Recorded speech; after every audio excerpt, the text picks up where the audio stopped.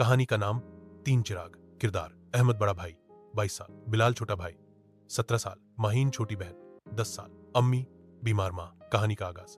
एक छोटे से गांव नूराबाद में तीन अनाथ बच्चे रहते थे, अहमद, बिलाल और माहिन। उनका एकमात्र सहारा उनकी माँ थी, जो अब बिस्तर पर बीमार पड़ी थी। पिता का कई साल पहले निधन हो चुका था। अहमद ने शिक्षा छोड़कर एक वर्कशॉप में काम करना शुरू किया।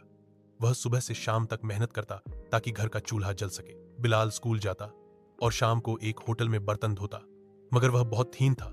उसे वाब थे कि एक दिन वह अफसर बनेगा। और माहिन, वह अभी छोटी थी, लेकिन हर वक्त तू अपनी माँ के पास बैठी दुआएं करती रहती और अपने दोनों भाइयों के जूते साफ करती, कपड़े तह करती और हर रात उनके सरों पर हाथ रखकर सुलाती। बीमारी का जोर और कुर्बानी।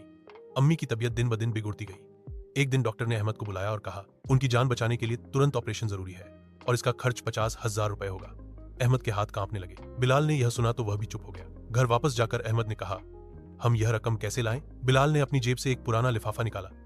उसमें 500 रुपए थे। वह चुपचाप अहमद के हाथ में रख दिए। यह मेरी साल भर की जमा पूंजी है आई, लेकिन काफी नहीं। अहमद रात भर सो नहीं सका। कुर्बानी का लम्हा। अगले दिन अहमद घर से खामोशी से निकला।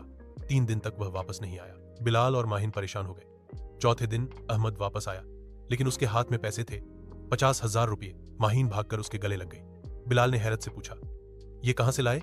अहमद ने मुस्कुराकर कहा, एक दोस्त ने कर्ज दिया है, वापस देना होगा। मगर सच कुछ और था। अहमद ने अपना गुर्दा बेच दिया था। वह जानता था इसके बिना मां नहीं बचेगी। मां का इलाज और संघर्ष। अम्मी का ऑपरेशन हुआ, वह स्वस्थ हो गई। बिलाल ने पढ़ाई में दिल लगाया। माहिन भी स्कूल जा लगने लगी। मगर अहमद अब अक्सर कमजोर रहता।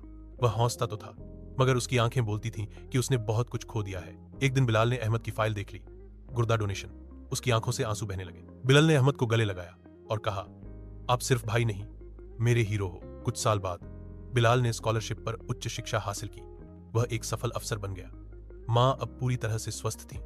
माहिन यूनिवर्सिटी जा रही थी। अहमद अब भी छोटी सी वर्कशॉप चला रहा था, लेकिन उसका सीना फख्र से चौड़ा था, क्योंकि उसकी कुर्बानी से एक मां बची, एक भाई कामयाब हुआ और एक बहन तालीम हासिल कर सकी। आखिरी मंजर मां। मैं एक लेख लिख रही थी। इसका शीर्षक था